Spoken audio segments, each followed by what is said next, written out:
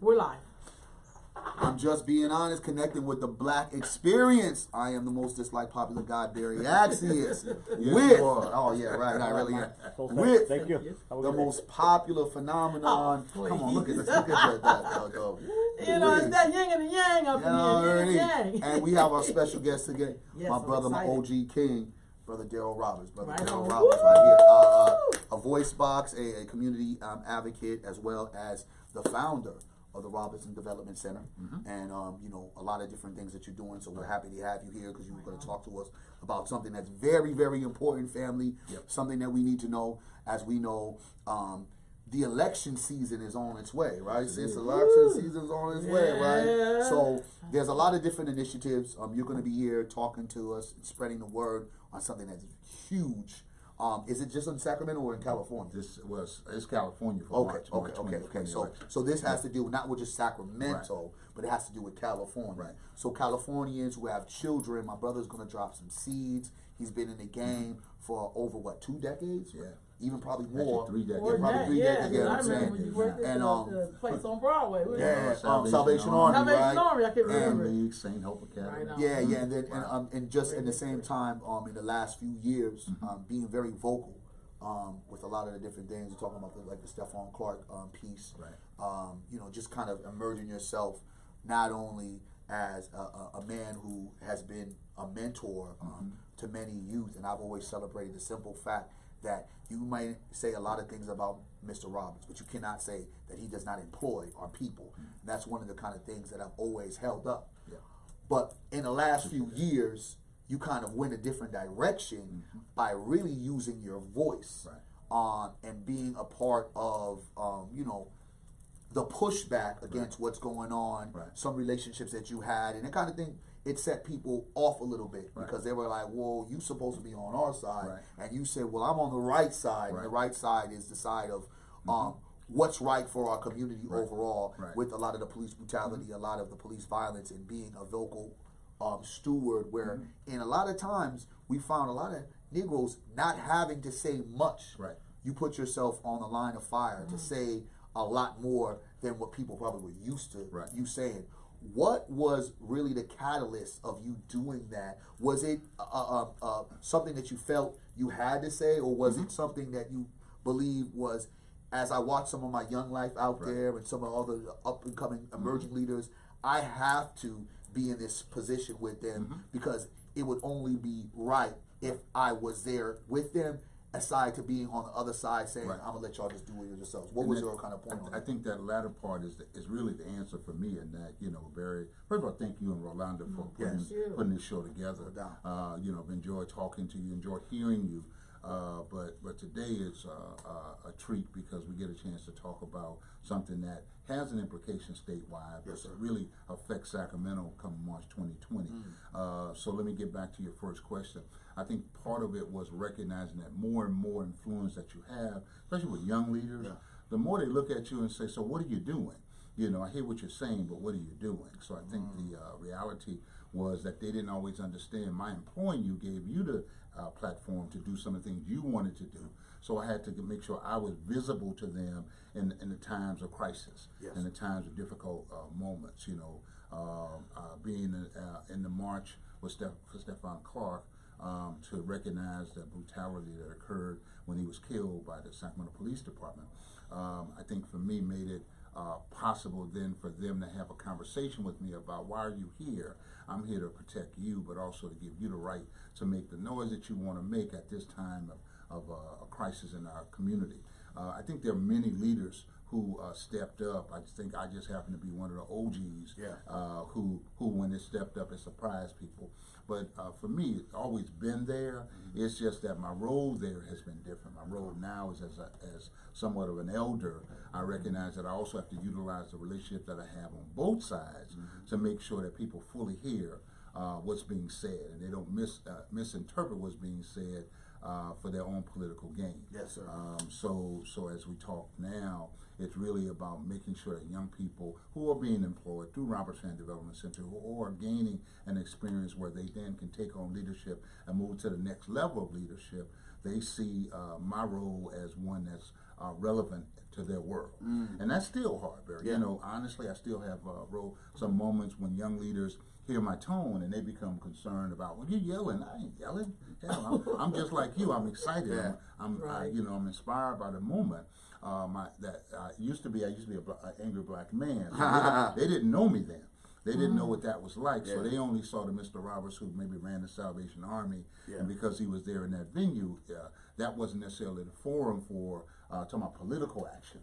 But today, as the co-founder of Roberts Family Development Center, I do have the platform, and I do have the ability to influence as well as to state the case that needs to be stated to those who need to be a part of change. So those relationships over the year that were developed for the last 30 years, many of those are now leaders today at City Hall, at the County Board of Supervisors, and other spaces where, because of those relationships, you and I often talk about having the ability to be heard, and reminding folks that no. You might see what you consider anger, but honestly, it's frustration after many years of seeing the same thing happen over and over again. Whether we're talking about police relations, whether we're talking about political change, or we're talking about systematic change when we talk about the Kid First Coalition. It takes all of those things to happen, but it takes all of us being involved. Okay. So when we talk about, and there's one thing, because I want to make sure that, folks, Daryl Roberts, CEO of Roberts Family Development Center, when we look at that kind of part, right, being an unapologetic black male, being a masculine black male, I mean, I feel like we're the last of the Mohicans in a lot of terms, right? A lot of the times, I think when we're fighting this fight, a lot of folks, unfortunately, and I see it a lot, believe that a revolution is going to be won without funds. Right? I mean, let's be honest with you. Like, at the end of the day, that you're never going to sit down with those that you say you're trying to take down.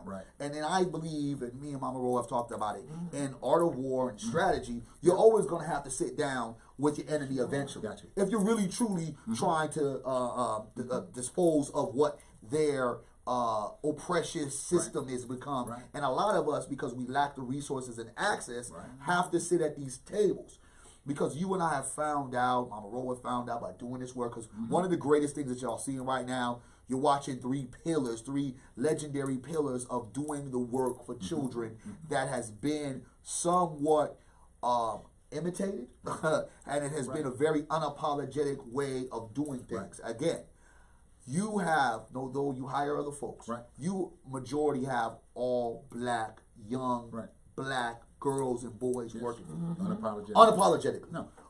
Mama Ro, same thing. Me, same thing. And just respect for both of you guys as I was working and doing my thing, and I was looking upon who are the people, if I'm not going to say mimic, but who are the people that I'm looking at to take things out, to say, hey, I want to kind of get to that level. You two were at the top of those kind of mountains as working and doing this kind of work. Just kind of seeing like, okay, I see that path. I see this. When they call you a coon, sellout, silly ass nigga, the one that you love the most, because you're now, because I think some people get it misconstrued, and I want you to just kind of be very straight up, because they believe that, I've heard so many different things, poverty, so many different things that's been thrown out at you, and some of it in a sense of ways of your approach when you said that kind of it's different for some folks, right? Especially in this more millennium ages. You and I have had our setbacks, but we actually set it up to be where we're at. What do you say to those folks that constantly engage in this kind of rhetoric when you are literally in the last 20 years employing young people? And one of the dopest things that I've ever saw you do was when I used to be at MLK with you. And you used to do the parent engagement piece. And I used to say to you, I said, Mr. Roberts, these niggas ain't coming. And you said, Mr. Accius, that's not for you to decide. That's for you to keep telling them, I need them to come. I don't care if it's 4 or 5, keep it up. And I would go ahead, sit there, and I'd put this thing together. I'd be like, this dude, we have about 5 people. But what I realized from the strategy, what you just said, I now have 4 or 5 soldiers. I have now those families, those parents advocating, because a lot of black families, the reason why we're lost in the shuffle, as we know, Twin Rivers may close 19 schools, is because, 19 schools, they may close down, Twin Rivers District. Yeah. 19 schools. Do they have 19 schools? Well, they have 55 or 52 to 55. The reality is that discussion is ongoing, but it requires us to be a part of the discussion. I get that. And so you created that. Yeah.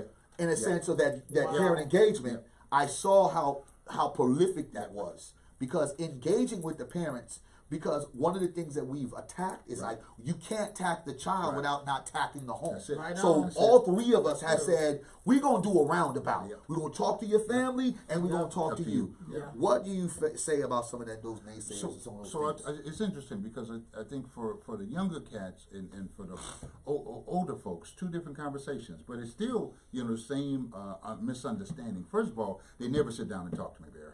And that's the part that I'm telling them. Sit down and talk with me. If you got a concern about what I'm doing, I have no problem. I'm not hiding it. I'm not trying to do anything on the slide. Even if you think I am, come and ask me. Because I'll tell you exactly what I'm doing and why I did it the way I did it, because I'm unafraid of that. I will tell you when I hear from the young people, usually young people don't have a chance to really sit down and talk. So I really try to engage them, and I really have a conversation with them about, so what are you doing? What are you trying to accomplish? Because this is how I see what I'm doing. This is what I'm trying to accomplish. Typically, they listen more than the OGs. Now, the OGs who have and I always say the poverty pimp mentality, because that's the word that we use for certain folks in the 70s and the 80s when we want to attack them. They forget is that they get paid for doing work. In addition to this being a purpose for me, it also is an employment piece. And I'm going to say it to you like that because I'm a CEO of a corporation. No, I don't get paid CEO compensation, and you can check on that. You can check the 990 on it and just see that I make what a 5th grade math teacher makes. Actually, I make less now. I'm told I make less than a 5th grade math teacher, which is fine. But the deal is my commitment has never wavered. And my commitment to whether it be connecting with African Americans, connecting with black children, connecting with their parents, that has been consistent. And whether somebody wants to accept that or not, that's been my continual walk. Whether it be the Salvation Army, whether it be the Urban League, whether it be St. Hope Academy, whether it be Roberts Fan Development Center, consistent walk. Keith B. Kinney, connecting with African American parents. Our part of what, and we go back to the years when I first would tell you that, you're right, you thought that, hey, I wasn't connecting with the right group, but I can't connect with the child without connecting with the parent. See, parents allow us to do what we do. Parents influence children in such a way that, I'll tell you what's interesting about me. I can be anywhere and correct any child, and when a parent comes, because kids often think, I'm going to get my mama and my daddy, say, please go get them. I'm standing right here, be waiting for them. Here's my card. Tell them Mr. Roberts said, I'll be standing right here. Invariably, the parent comes back, and as soon as they see me, they, I say, ma'am, all I was trying to say to your daughter was be careful, baby, that's not appropriate. Her actions weren't representing her family well.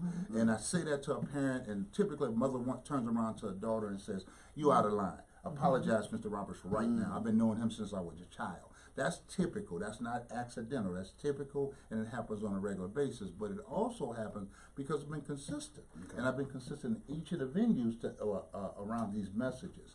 I get some dads who because their sons have said, Daddy, so and so, he called me out. I never forget a boy said to me one day, I'm gonna call my mama. You told me to take I had that flip-flop rule, flip-flop. And it really is about liability, and you breaking your ankle trying to make a move unnecessarily or quickly when something happens. So I try to look out for your safety. But invariably, he's gonna call his dad, who's gonna bring down dad and mom. And mom might for a minute start to say, well, wait a minute, why you take my baby's flip-flops? And dad will say, wait a minute, didn't I tell you not to wear that? See, part of it is connecting with parents and making sure that they realize that there's two different messages that are being transmitted to your child. And then your child walks away thinking that he or she is emboldened to be disrespectful or to be defiant or to be righteous. And all those things are good at moments, but it's not appropriate when we're talking about somebody who has created a venue for you to be safe and to have fun. So for me, that's what it's been, Barry. I recognize people have challenges sometimes with me around Measure You.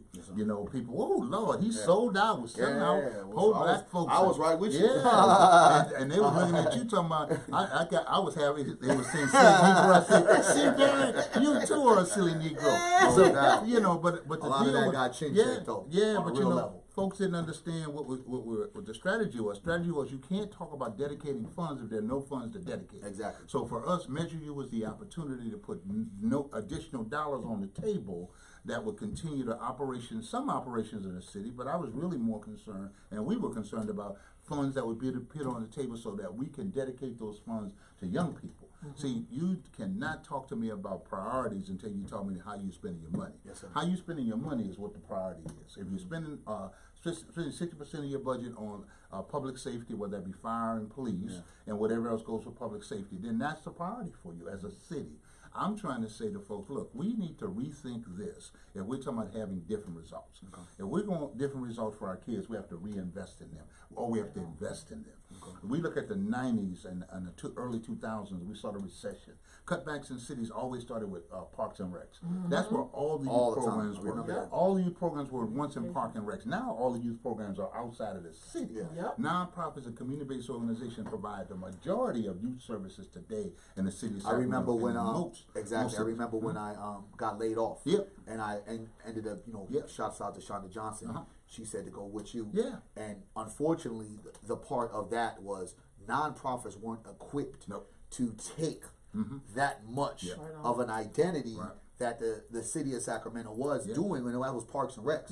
A lot of the after school programming was basic on after schooling, tutoring, mentorship, and these things. Now you're asking programs that don't have the funds to now do Parks and Recs and do all the other things as well as engaging. And what's interesting that the city will invest in city services in a dime.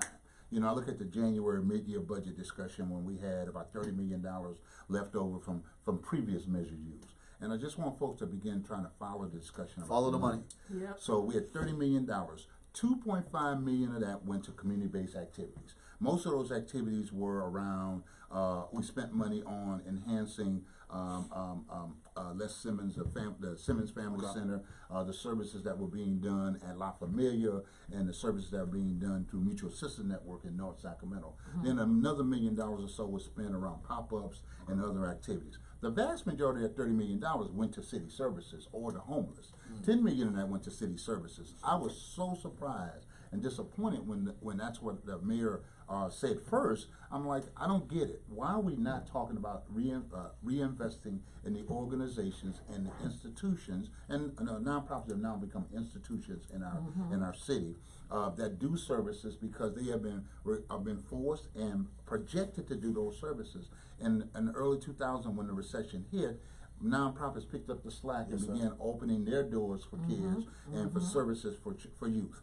Well, when the city first got Measure U money the first time, 6 to 8 years ago, none of the money went to nonprofits. It went back to city services. Stop. You are still, you have now created this base of services that nonprofits are running, but you're not willing to support them. Now, this new Measure U, the recent $80 million that's been added, half of that's probably going to go to public safety and city services. The other $40 million that's there could go to other activities, including youth services. And the dedicated youth fund would take 12.5 million of that, between 10 and 12 million of that, take 10 to 12 million of that and to put that to youth services. Not just nonprofit youth services, but also city services. But it would be dedicated to our young people. And it's about time we invest in our young people. So then if you're saying this, why the heck do we need to care about SAC kids first? If we're saying that, you say, well, we're going to already get some money. So why are you saying to us today, why do we need more money? So what is this about? You need a dedicated youth fund because in time of challenge, kids are always cut first. So this is what you're saying is, this right here, we'll dedicate youth funds. Where it will not in a what should we say, a recession is recession proof. Where it won't be slice.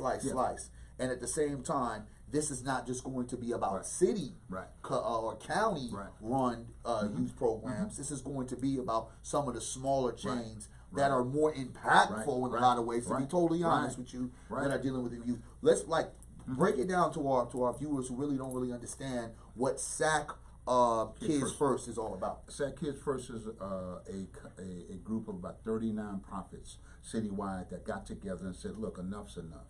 It is time for us to to advocate statewide. It's citywide. Citywide. Okay. SAC Kids First. Okay. There are other efforts statewide, but this effort is specifically catered to Sacramento. Okay. So this 2.5% measure will go on the ballot in March. We're hoping in March 2020. By the way, today at City Council they'll be talking about it at I think the 2 o'clock hour. So if you can, call 916-808-5407. That's 916-808-5407. Hit 0 and tell the mayor that you would like him to put on the ballot, March 2020 ballot, SAC Kids First Initiative. And it's called the Dedicated Youth Fund. That Dedicated Youth Fund, Barry, for the next 10 years would set aside $10 to $12 million each year. And if a recession occurs, it shrinks a little bit, but just like the rest of the budget shrinks a little bit, that's just a part of reality.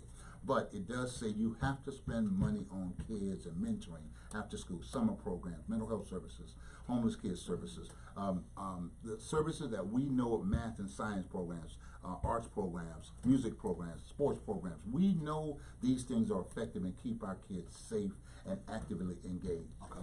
And we want to make sure that we do this because when we say we are going to spend money on kids, let's say 2 years ago, I think you remember one of those famous summer programs, they give $200,000 the first summer, then the next summer they go down to $100,000. And they say, but we expect you to do the same thing with half the money. Or even better yet, they don't give you no funds, and the same kids that you hired last summer say, hey, what about this? And you got to come in and make a program getting little bits of here and there and do it for $30,000. But we'll talk about that later. But that's what folks don't understand about the work. So when they see Roberts Fan Development Center hiring every year 70 to 100 young people, whether it be for summer programs or whether it be for year-round programs, they don't understand that's a cost. Yes. And yes, you are right, that is a dream of Daryl and Tina Roberts, but it also is a community service that we help create.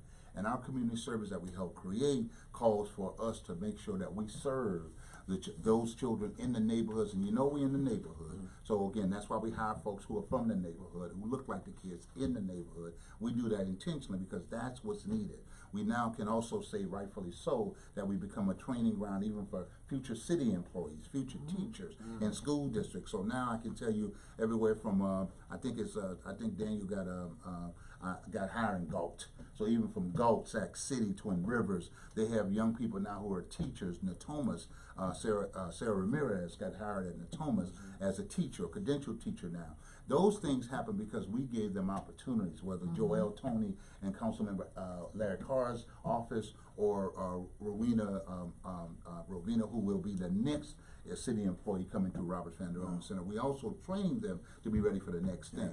Now we have young people who are now going to other cities to working and are now teachers who are moving on and doing the next graduate level work.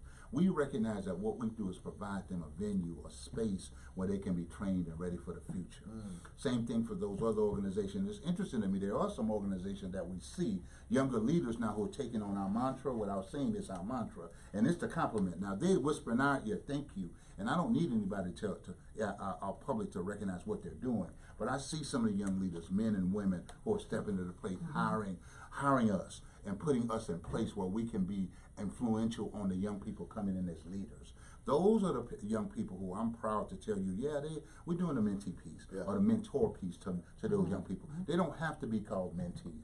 They're called young leaders who just need the opportunity to do it or need somebody to show them that. So Kids First also will give us a dedicated youth fund that gives some of those new ideas. After 3 years of doing this, you know whether or not you want to do it, and you also have the ability to begin evaluating what you're doing. If you're doing it well, and you've been at it 3 or 4 years, maybe it's time now you maybe get some additional funding from a source. That would be Kids First. That would be the dedicated youth fund that will be available to you. So not just the OG organizations, not just the Boys and Girls Club, not the Roberts, not Rolanda or Barry, but also the newer, younger, 3-year projects that are getting started. And it sounds good, but how does that work? Like how would I be able to access these funds?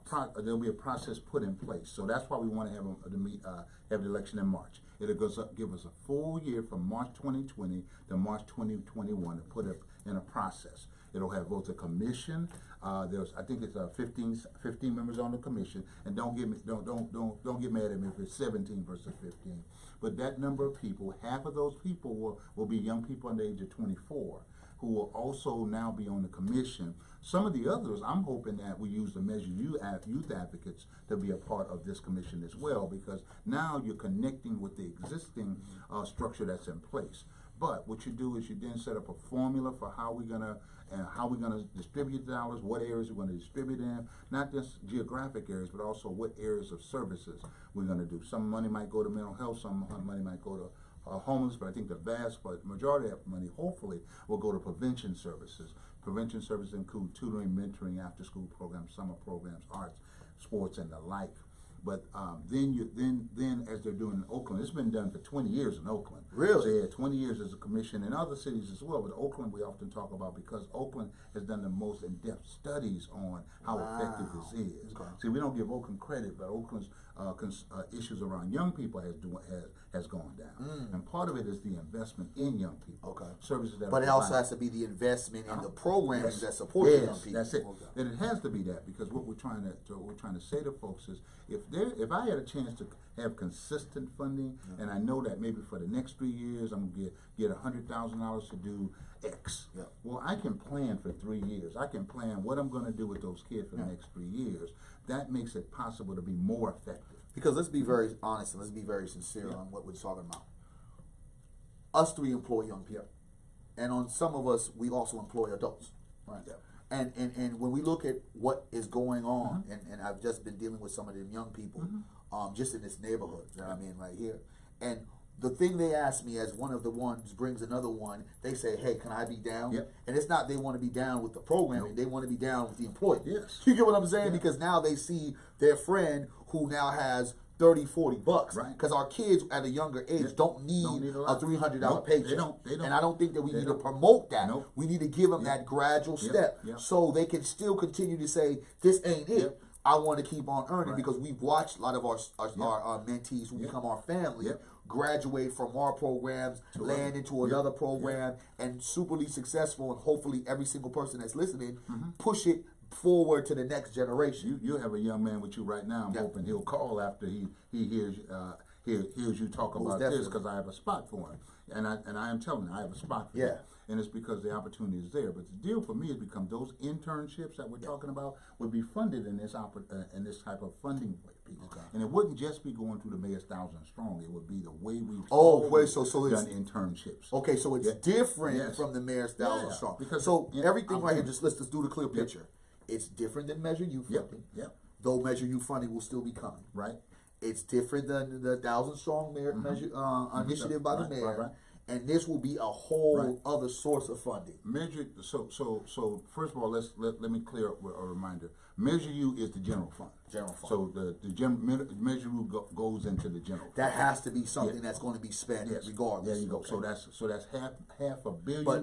But a lot of folks, maybe smaller entities, might not be able to get.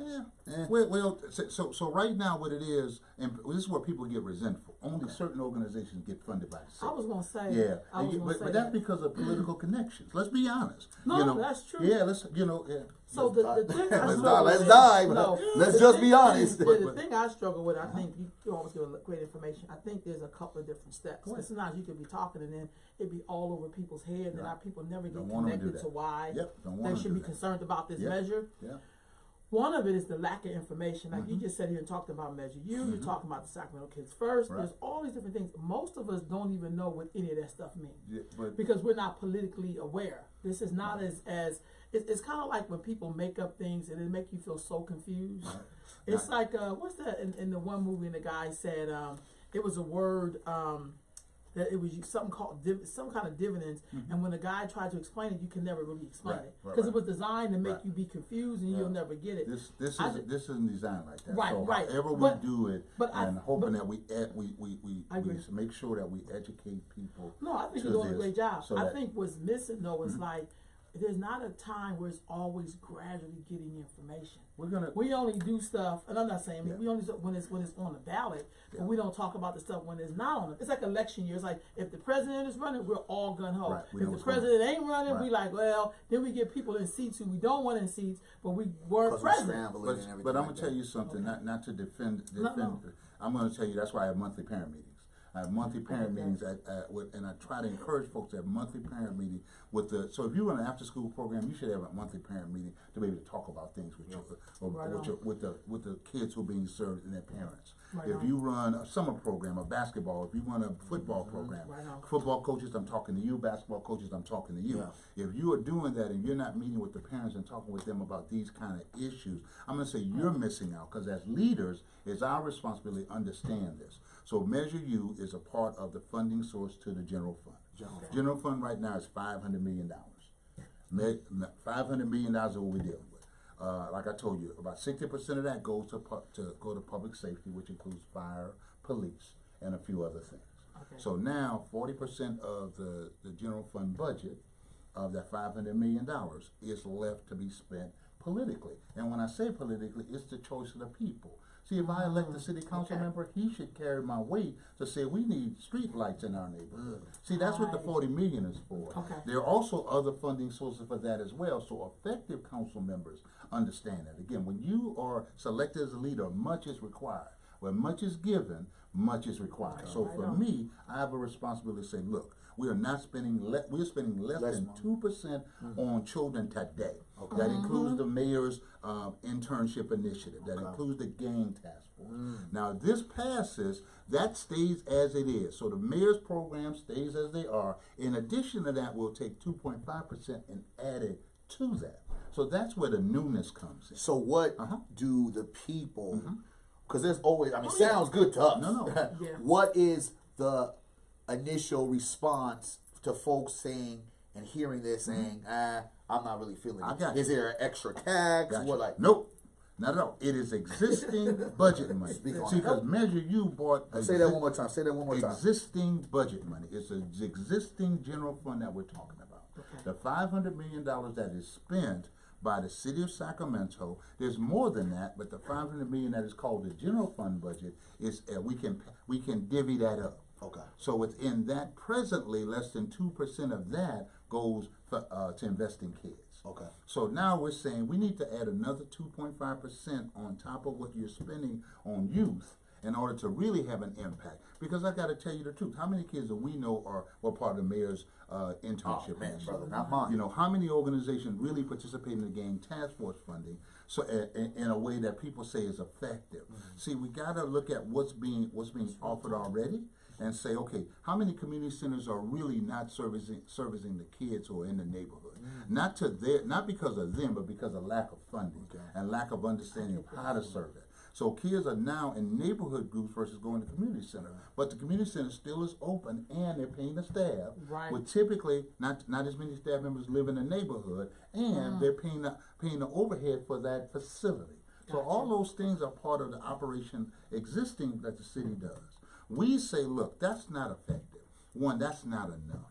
So what we want to do is set aside a dedicated youth fund of $10 to $12 million a year that we would spend on young people for those things: mentoring, after-school programs, summer programs, mental health services, homeless services. Yes, they are services that are needed too, but I'm really hoping that we focus the majority of our services on prevention, on things that keep our kids safe. And again, and you got 10 years, that's a 10-year run. At the end of the 10 years, the voters can decide we don't want to do that. And if that's what they want to decide, then that means we didn't do a very good job on showing how to effectively use the money. The other thing about this is different. Every year has to be evaluated. So if I get money, I got to show what I did with the money and how effective I was with the money. So some of the organizations, it's funny, Barry. I had a dude call me part of the Old Boy Network. He didn't know I heard him, but I said, wait a minute, let me tell you how long it took for you to tell me that. Because I was always the outsider, and I was an insider only because I was at the Salvation Army for long enough to gain attention for my work. But I had been doing that exact same work at the Salvation Army, doing that part of the Oak Park Summer Basketball League for 5 years before I ever went to the Salvation Army. But people didn't recognize it until I went to the Salvation Army because of the name.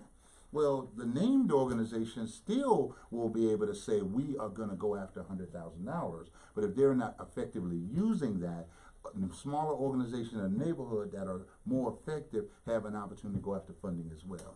The other thing is you're going to see tiers of funding. So there may be money for organization above $500,000, funding for organizations below, and there might even be for programs that are first 3-year organizations as well. And those are the things that this would do. It would give us a chance. We have an election in March 2020 to set up a structure so that March 2021 we're now be in line for the July 1st. 2021 budget cycle. So we won't have to be running and searching for There you go. Well, what about the people that say our kids are bad? We spending too much money on kids as it is. I'm going to ask them. We don't have enough time to reinvest this money on these bad kids. So I'm gonna tell them, just do me a favor, just do whatever you're gonna do on March 3rd, 2020, and I got that. I'll pick that up. Because I no longer am spending time on people who are just negative naysayers. They're wasting time and they're wasting space. The conversation I want to have with people who don't understand this and who want to figure out, okay, why am I doing this? Is this a tax? No, ma'am, it is not a tax. So how much actually we're talking about, sir? We're talking about $10 to $12 million. How long? For the next 10 years. Where would the money go? It will go to youth programs, youth-oriented programs that deal with after-school programs, summer programs, mental health services, art programs, math programs, mentoring programs. Internship, job readiness program. See, those are the things that are not youth development. Youth development are not being funded in a way that it makes a real difference. So now we have a chance to have a real difference, a systemic change. And see, when people talk about system change, they have to understand they're all talking about changing where you spend your dollars. So when we change where we spend our dollars and put our money where our kids are, not where our mouth is, but where our kids are. Where are our kids? In the neighborhoods that are most impacted. See, in other neighborhoods, let me be honest, East Sacramento kids do not need funding from this. But they're going to be able to get it, though. They will be less likely to get it because they will not be the priority groups. Yeah. Okay. Now, not to say you can't apply for it. Land Park. Again, the Land Park Little League is operated by others. They don't have a problem for their soccer program. They do that. But in neighborhoods where we don't have that excess funding or that funding to put towards that, I can't really afford to have my kid play on the football team or the basketball team or have him participate in the arts program because there's a cost or there should be a cost, but we do everything for free trying to make sure that people participate. Yeah. Right. The reality is it's not free. Nothing's free. Yeah, no. Family, listen, the stuff we say is free, ain't for free. It ain't free. You may not be paying, but trust me, somebody's paying. So Sister Alicia is saying, how would these programs be held accountable? It seems like African American groups never have money. They claim that they don't get enough, or there is no help. Well, for some of us, we've learned that has to be an annual evaluation of whatever you're doing. Okay. One of the things that we did, and I think became very popular among Freedom School entities nationally, is we began doing an annual evaluation. How are our kids doing reading-wise? How are our kids doing writing-wise? How are our kids doing attendance-wise? Are our kids having challenges every day in school, and why so? Well, Freedom School is an example of a program that is evaluated every year. It doesn't take a lot for, if I'm Miss Susie and I'm running a etiquette program, it doesn't take a lot for me to tell somebody, my girls go to school every day. My girls stay out of trouble. My girls have a 3.0 grade point average. See, that's an evaluation piece. And it doesn't have to be technical, it just has to be consistent, and it has to be something that looks at annually or every half year. So that you can say this is what's going on. Now as you become more organizationally and you gain capacity to do different kind of evaluation, there are some people who do evaluations for you. It might cost you $10,000, but if it helps you get $100,000, it's pay the worth 10. It. That's it, and that's what people don't realize. But that's the same thing, and I challenge the city government. See, when I hear that and I get some of my leaders saying that, I say to them, when was the last time you evaluated Stark? I usually have to look down because I look in the eyes. I see. They see what I'm saying. When they finally did, we don't got to start. Yeah. When people decided that, and I don't mean to knock Stark, because Stark is just like any other. Well, I am.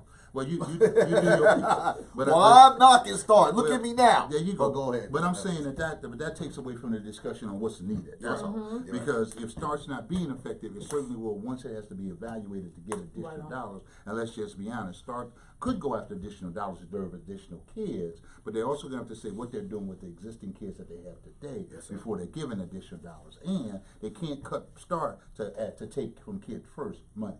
So again, that's the beauty of this election. In 2020, actually, we already know what level we've done on funding of youth, because you just had to use this year's budget. See, now we're locked in. So you can't cut stuff now and say, well, next year if we get Kids First covered, we can cut these other things. Nope, you got to stay there, but we're going to add additional dollars for others to come in and do some of the work that is being done.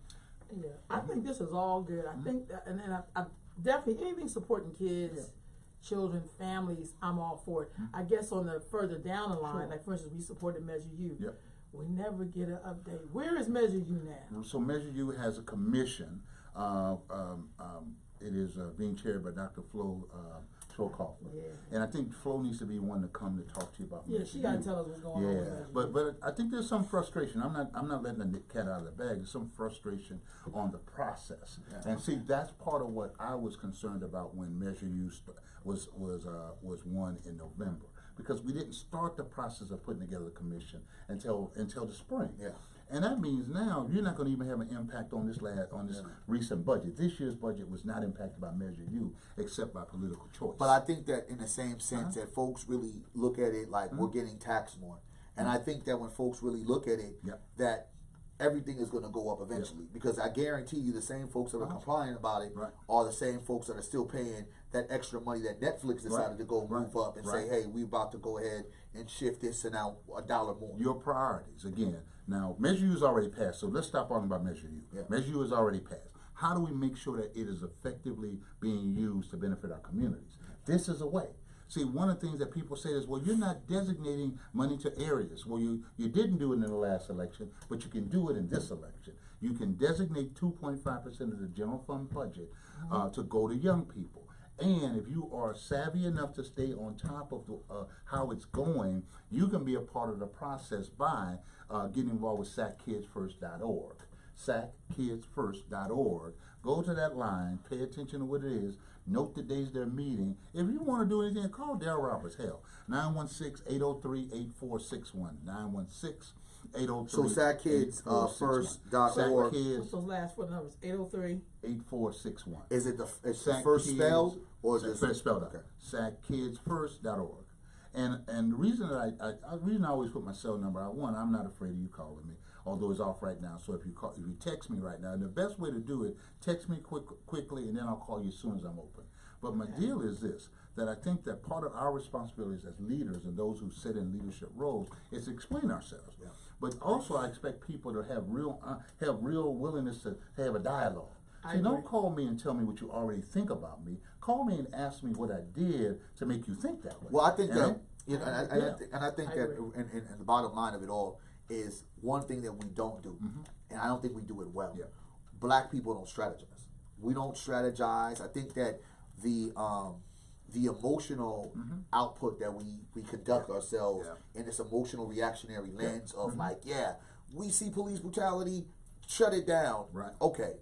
But how do you shut down a system that ultimately has resources, access, can kill you whenever they feel like you, and it can engage in such a mental warfare that they can break you down without having no access, no monies, nothing of the understanding about how the vote works, how this budget works, because what you're breaking down is real game. And I don't think a lot of folks really know how deep it is. And I think that's, again, why when they say young people, I hate that word. Why? Because so many times when we hear young people, multiculturalism, people of color, black people get ousted from that. So being at the table, strategizing that young looks like people that look like us, is that kind of like why you're so fully engaged in this process? Has to be, because I'm only, honestly, I turned 60 this past year. That's Thank you. No, but I really will. Well, I'm you know, 55. well, all that's good, but you know, I watched the young brother who was the CEO from HealthNet. Yeah, no, Kaiser. Bernard Kaiser. But the brother died over the weekend. Yeah, After he did 60 years old. 60 years old. I remember watching him. So that to me is for me a wake up call and reminder. See, my responsibility is to make sure those behind me have the ability to continue to do the work. Barry, you talk about systems. See, if we set aside a dedicated youth fund, we have set up a system that can fund youth programs in our neighborhoods. Now, we got to be educated enough how to make sure we qualify to get after it and make sure that we understand the politics of staying connected to our council members who have a say-so in what ultimately happens. I get the politics of it. Right, so that's what people sometimes get upset with me about. Bro, how you always get? No, I don't always get, because trust me, I get upset behind the scenes. Actually, I get pissed, but I don't know if I can say that on your show. Yeah, you can say that. You think it? Well, I get shit, and I do. But I do. You can get unplugged, brother. So let me tell you what it is, because having relationships with certain elected officials can also get you really upset with them about things. So you can. There's some elected officials right now. They know we both pissed at each other. They mad because I have the audacity to continue to push it, and I'm mad that I even have to push it. See, because when we got Measure U, when we won Measure U last year, it was because of the work of the Barry Accius, the Darrell Roberts, the Les Simmons, and others who got out there every day. And if you get mad because I didn't mention your name, then come on out with Measure U, and then come on out with Kids First initiative, and your name will be mentioned, because I will see you out there on Saturdays the way we were out there on Saturdays, what our resources and what our people doing, what needs to be done. See, part of what it is, Rose, sometimes we get a little upset because, well, I don't understand how he gets it. Well, I work every day. My wife will tell you. She will let you know that. Yeah, you just now started doing like super vacations like in the last 3 years. Well, yeah, because actually I didn't want to lose my wife. Yeah, exactly. I was about to say. You know that. Because watch this. I'm focused so much on that other work that I'm forgetting that I need to also be married. So my married piece becomes this. We go away and we get away and we plug off. And we get away from the work. But I come back to it and I'm fighting hard. Now, I know everybody doesn't understand it, but again, 916-803-8461. Be happy to explain it. Because it's not about me trying to do something for me. If we're being honest about it, as one dude said, if I'm already connected, why am I doing this for somebody else? I'm certainly not trying to get, not worried about that funding, right? Because if you already said I connected, I know all the people to get funded. So if I'm doing this because of others behind me who need the opportunity to continue this work, because this work is hard. I think that when it really comes down to it, I don't think folks really see the bigger picture of this. First of all, nonprofits are a business. Yes, let's be very clear. Like folks who are really in the nonprofit game and operated as a business. There's some people that operated as, I'm just trying to do some services and please help me. But it really, in reality, is a business. The one of the biggest nonprofits is NCAA. Right. You know what I'm saying? And they make billions and trillions of dollars. People don't realize that. And another big business, a nonprofit, is a church. Yeah. And they make trillions and trillions of dollars every Sunday, right? And throughout the week.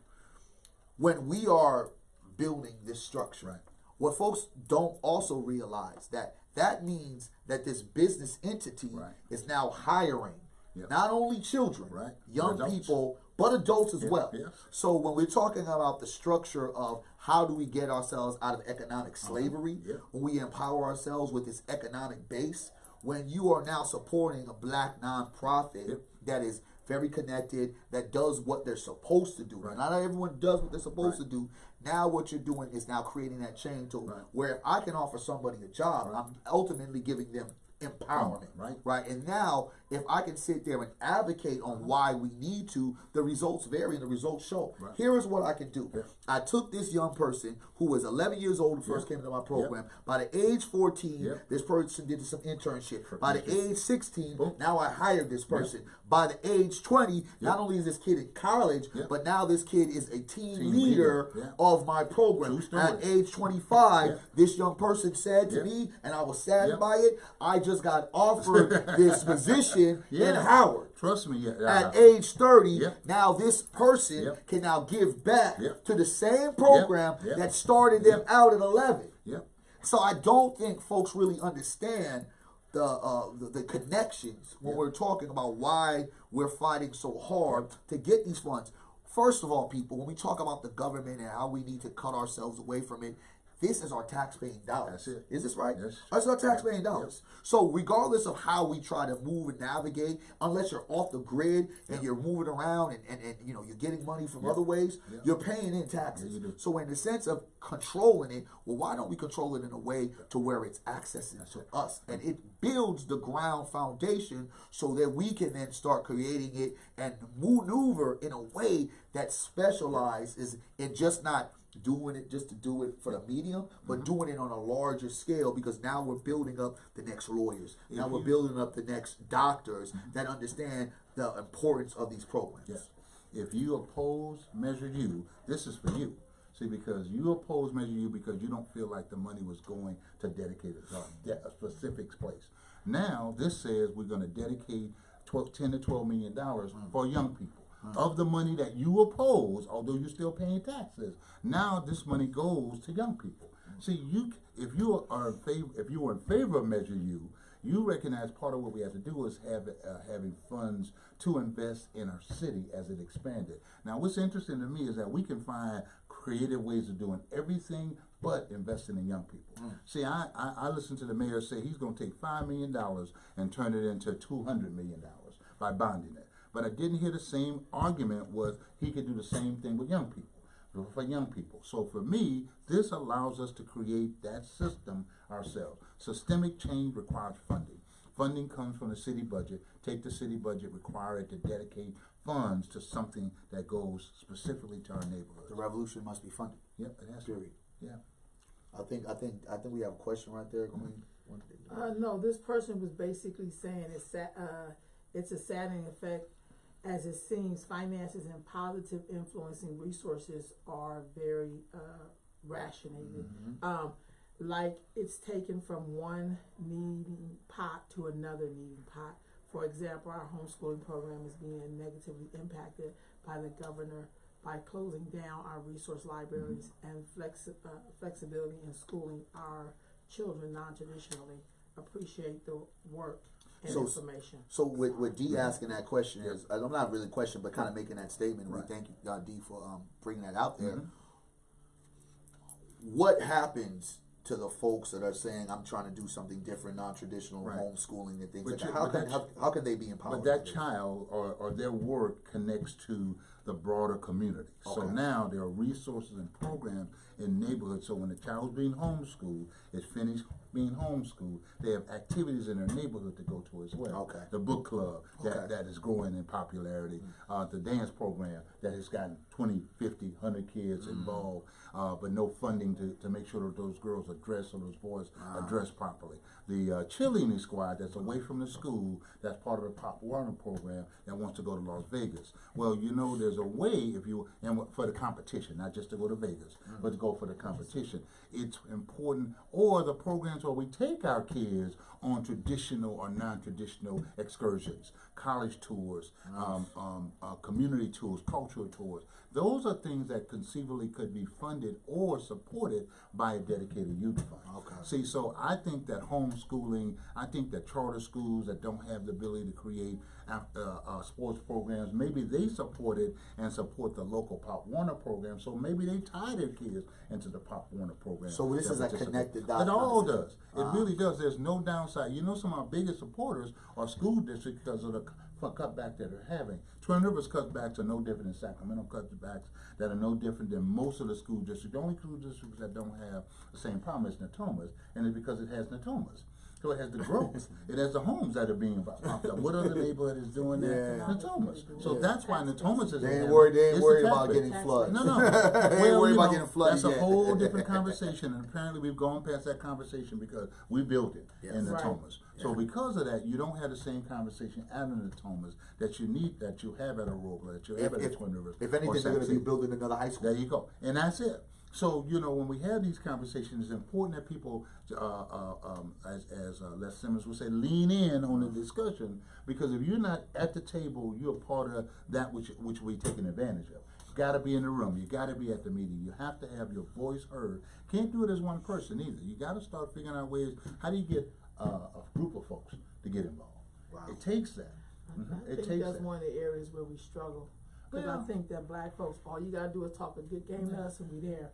But after the game is gone, it's been historically. This ain't just me talking. Look, historically, we've heard these talk. I can go back to 1975 when people did it. I can go all the way back in time. But you know, I just feel, and I'm not to base your argument. I'm just saying. I just feel like all of this is great, but usually when the rubber hits the road, then people do get to see that that some of us feel like other people belong to certain clubs because they fund each other. Well, we don't necessarily go out and fund other people unless we can control the people. So we know that's at the end of the day, that's part of the argument. That's part of the argument. Like, why do we still have certain groups that get funded and certain groups who don't get funded? So I'll tell you what's interesting when we first started and when you first started. That may be true until more and more people see the work that you're doing. Now that they see the work that you're doing, they are investing in your work. Now, maybe not at a level that makes it easier for you, but there are some things that make it easier. That make it easy, but it make it easier. And to me, that's what it's all about. And yes, it's a slow process, it's a long-term process, but ain't nothing been easy that we have ever tried to do as a people. Nothing. So the other thing is, I'll challenge your listeners as I challenge those who talk to me. Stop getting down on each other after the first bad word. Hell, talk to me if there's a bad word about me. If I hear something bad about Barry or Ro, trust me, Barry will tell you, I'm the first brother to text him. Yo, bro, let's talk. Now, I ain't got to do it on Facebook because it ain't appropriate. But I am going to do it in person, and I am going to text and say, hey, can we talk? Now, if you choose not to talk, that's fine, but that tells me what you have said or what you misunderstood is how you're leaning.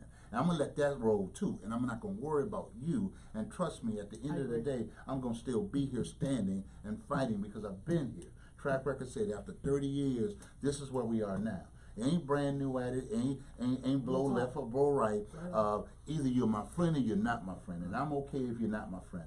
Trust me, folks can tell you politically, if they're not my friend, it's fine, and I don't even worry about it. I say hi and keep stepping, but that's it. I think that's the protocol. That's it. Though. That's kind of like recently there's a situation where somebody sent out a letter about somebody else. And I don't know why I even got the letter, because I was a community leader, I guess. Oh, yeah. And the way people responded to you told you about who the people were. That's number two. But then when the sister said on what she said, and she cleared it, took her a week, but she, one thing I said back to her was, I said, thank you for the clarification. That was it.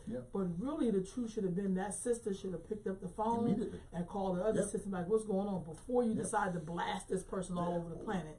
People. But I'm just saying, but people I feel be mad at people just to be mad at people. But I think that's a part of the protocol. When we do the we, everybody's not in the we. Some of us come from we protocol. Some of us don't come from we protocol. See, but watch this. We do come from we protocol. Let me tell you what I got you.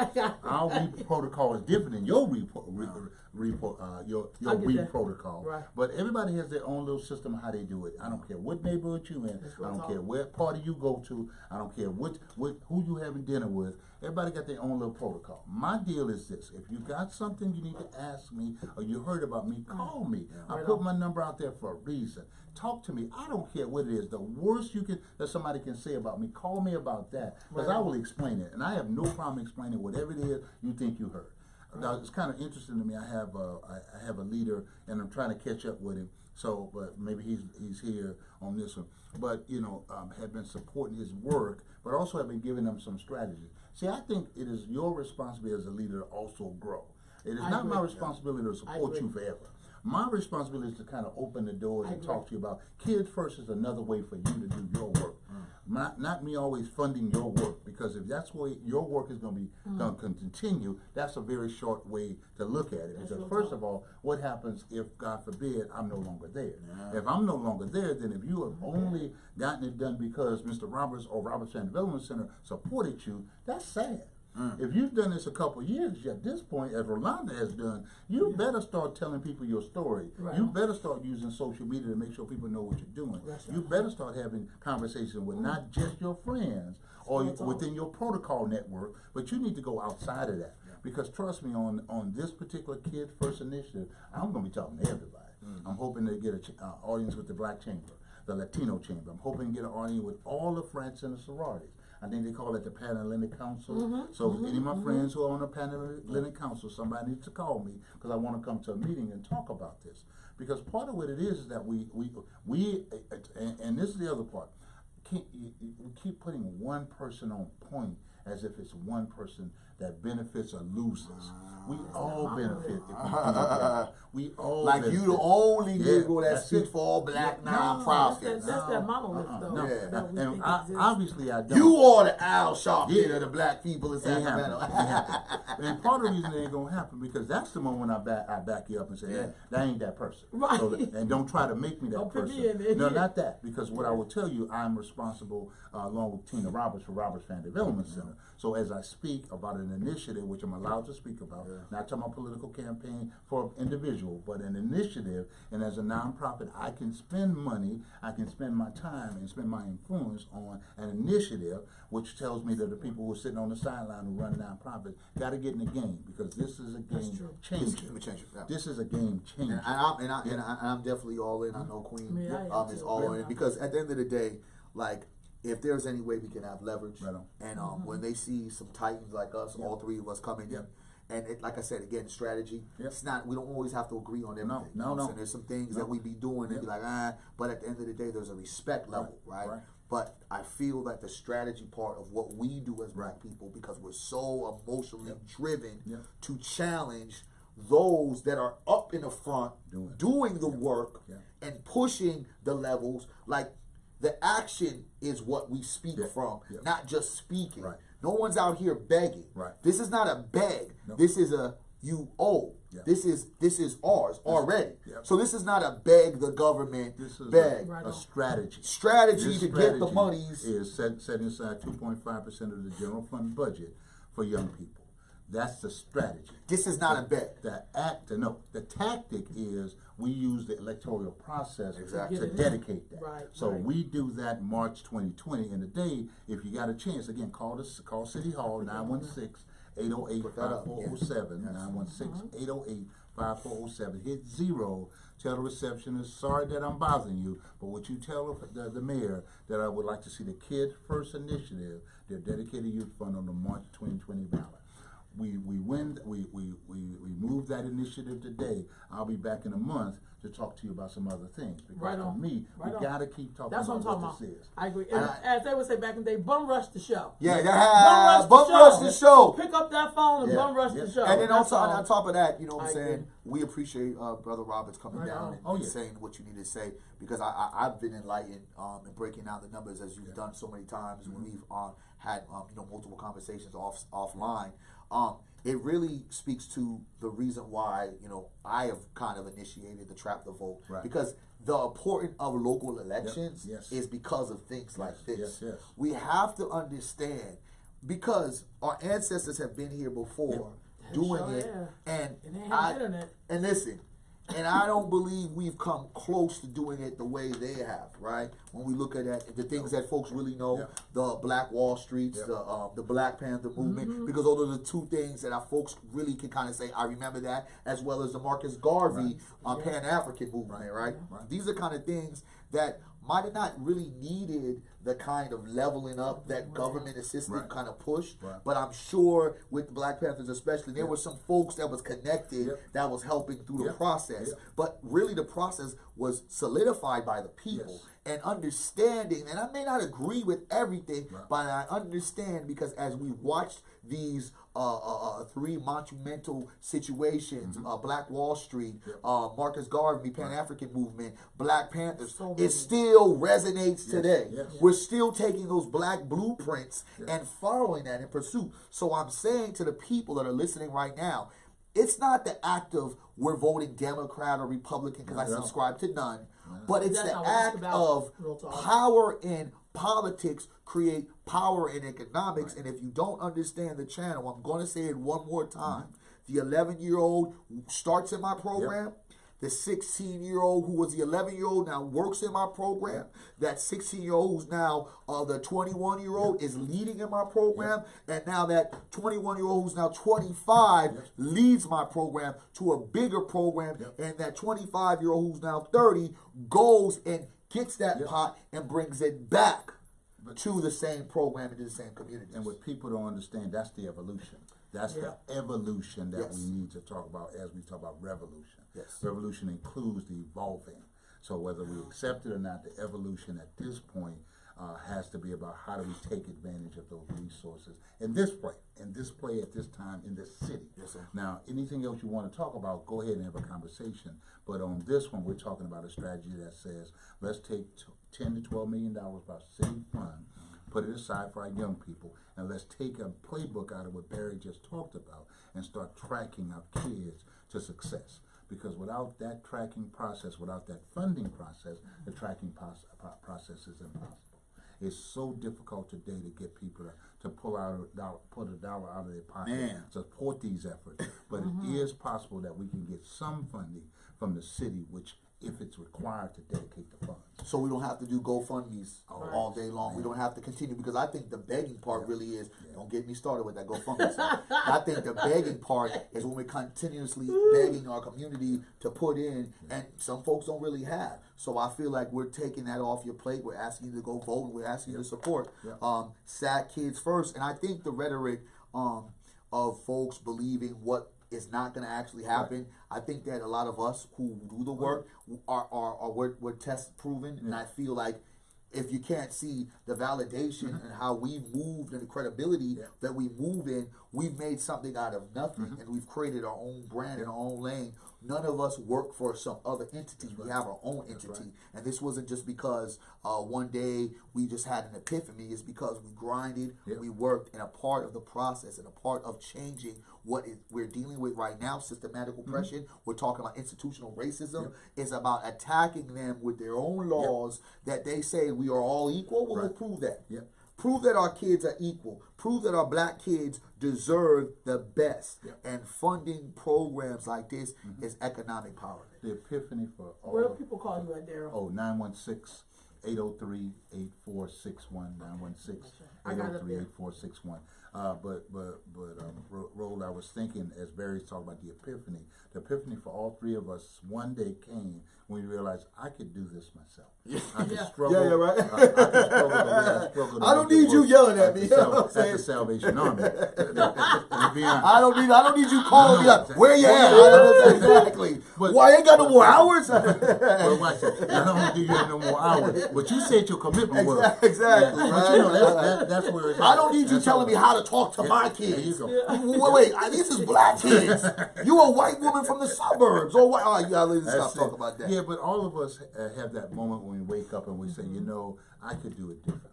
And that's all it was for me. That was the epiphany when after running Urban League Summer Program, after running St. Hope Academy for Kevin, after running the Salvation Army, after having the honor of working with Murdy Shelby at Keep Me Kinney, working with parents, that I realized, you know, I have the ability and the understanding of how to do this. Now, it took us 19 years to get here where I can say we're serving 800 kids every day, and certainly during the summer through Freedom School, we do that today.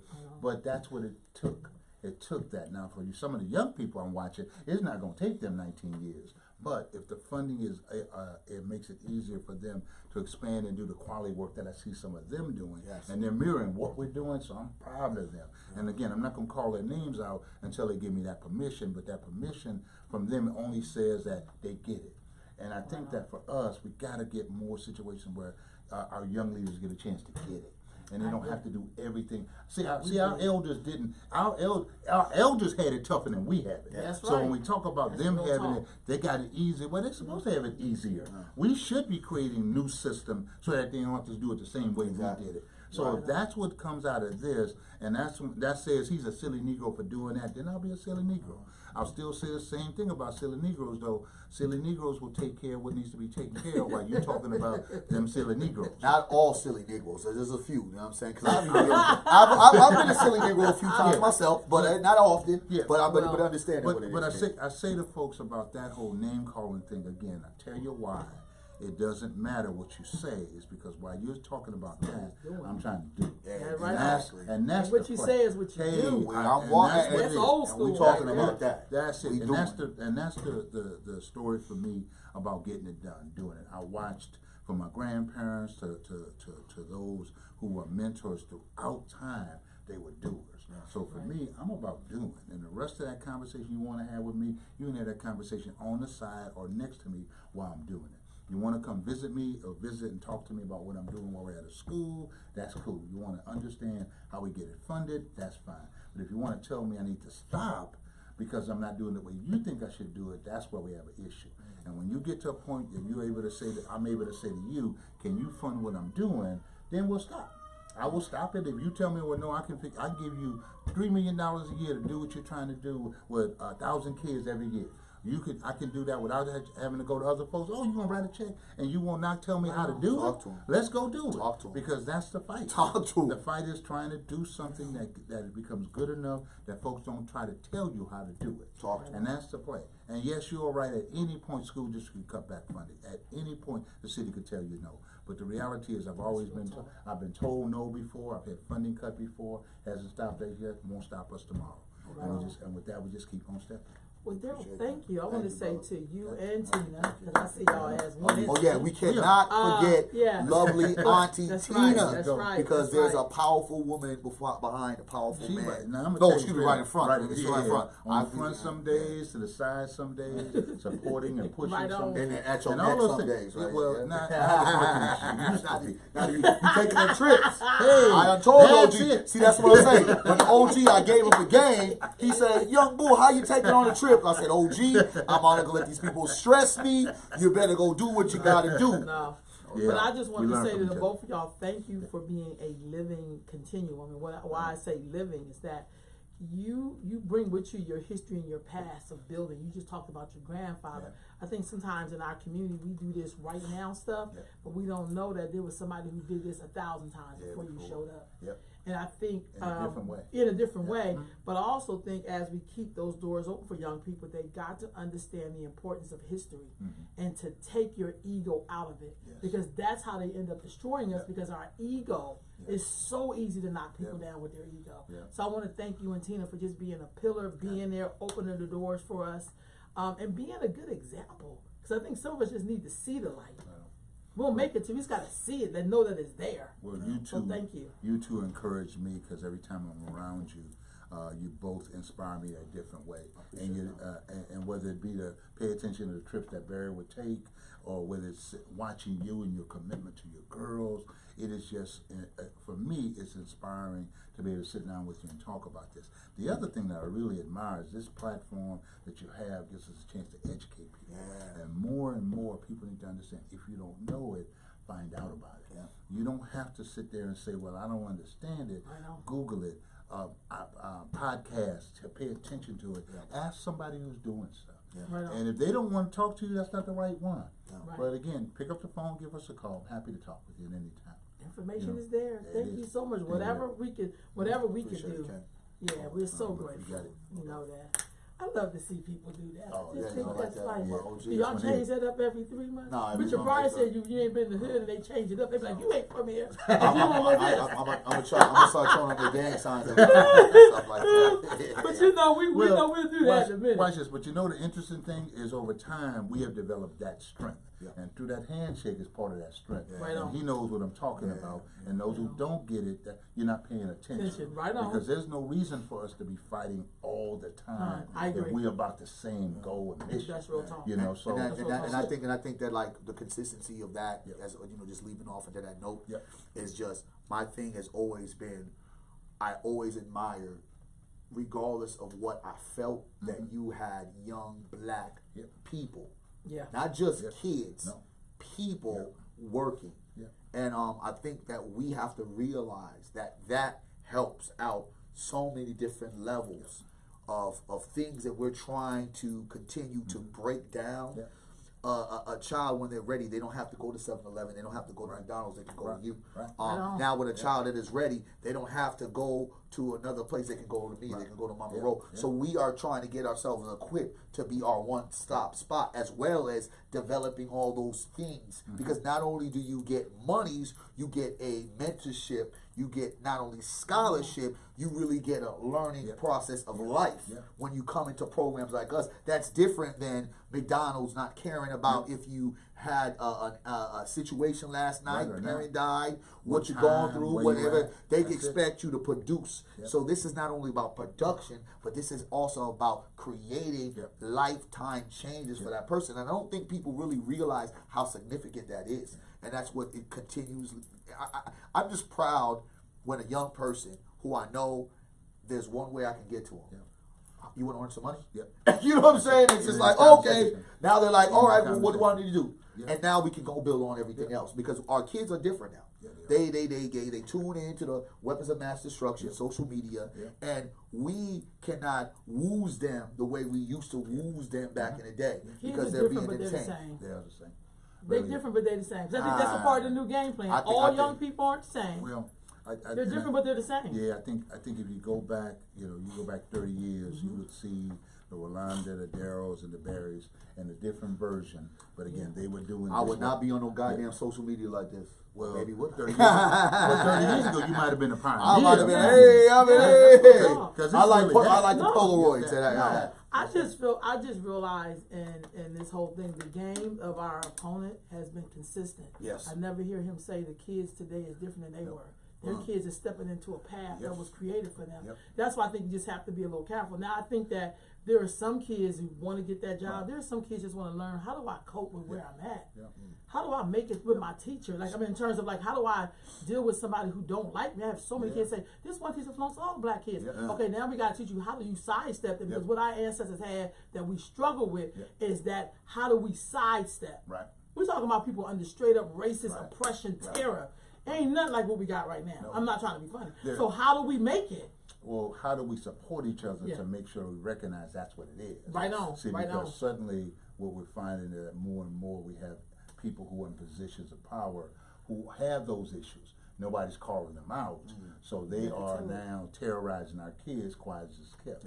So we're dealing with that even in school district today. You know, teachers who flunking all our kids. You know why. And they don't have any kind of pressure because there's not a committee of us attacking the schools. And that's what has to happen. And that's why we have to go ahead and really support this SAC Kids First. We got to see this as an opportunity for us to change the game. And this is an opportunity for us to change the game. A lot of game changers up for black folks. Yeah, the civil rights thing is up. I mean, you know, with Byron Allen, that's a game changer. This is a game changer. We still think we in some other stuff, but this game changing times. Why is this kept? This is also taking on natural implications because I'm talking now to the Freedom School folks who have 20,000 kids that they work with at more than 100 entities around the country, beginning to look at Sacramento and say the way you guys are doing it, because we've grown so much, we like what you're doing. How are you doing it? So now I'm being asked that question more and more. So I'll have that opportunity with them as well to begin talking about Kids First, to talk about the dedicated youth fund in other places, state of California and throughout the nation. We need to go ahead and do something. We need to do a little pop up over here as well to get that information. Got it covered. No doubt. Cool. Thank you so much. So welcome, Barry. I'm gonna go to you. Yeah, you know, it's we talking about kids. We talking about the things that our brother Daryl Robert Accius, make sure family SAC Kids First. Let's go ahead and tap in, tune in, because this is very important. But we on the conversation of young people, right? There was a controversial moment that we had, I want to believe, last week, and the idea of T.I. On his podcast. He had a discussion about his daughter, his 18-year-old daughter, and what T.I. basically was talking about, that he goes to the gynecologist and make sure that his daughter is still a virgin. Now, when what's called the hymen and all that kind of things, right? And the unfortunate part about this, T.I. exposed himself in such a way that I really believe, in honest reality, he thought that he was doing the good daddy. Here I am. I've built. I believe T.I. is the ghetto version of Bill Cosby. Right? He is a ghetto Bill Cosby. That's a good way to look at it. I'm just being honest with you, right? The ghetto Bill Cosby, where he's built this brand, street hustler, former trapper, that's gone into this kind of like, now look at my family, look at us, and it's really rolled a wave and has really gained notoriety, not only because of this his fatherhood, but because he's been very outspoken on a lot of different issues that we've had, and really become more or less not a artist, but an activist, an entrepreneur in major ways. But he, I think, slipped on a banana peel when he started talking his personal business and brought up the fact that he has, for however long, until this day, 18 years old, has gone to the gynecologist and made sure his daughter was checked up. She was a virgin, and this brought backlash that I don't believe he really thought he was going to get. And I laughed at it, and not in the sense of the violation. I laughed at it in the sense of, look at T.I., you really thought you were somebody. And I say that by saying this. We have allowed ourselves to let these artists, whether they're actors, actresses, rappers, or whatever, who have no real idea, for the most part, of some of the things that have culturally shifted us. And when we move into these activism parts, we want them to be the voice box. We want them to say everything. We want them to be our support system. We really want them to be our therapist. Like, we want information from them. So shame on a lot of people when T.I., who gave you what you wanted because the lack thereof black fathers in households in the black community, he was basically saying what he believed was black fatherhood. The problem is that we put these people on a pedestal, we idolize them so much, so when they do make a mistake or they do slip on a banana peel and honestly kind of speak too much about certain things they shouldn't speak on, we start berating them, we start calling them all kind of silly Negroes, we really give them the business. I laugh at that because it is us that gives these people the platform. It is us that empowers them. It is us that spoke about how eloquent and how educated and how intelligent T.I. was, so T.I. can have a podcast, because we wanted to hear more from T.I., the businessman, the father, the entrepreneur, the trapper. This is the problem that we have in the black community. Then we get upset that when they do something wrong or show that they're human, show that they're imperfect, we get all caught up in our emotions. What did y'all really think that T.I. was going to say?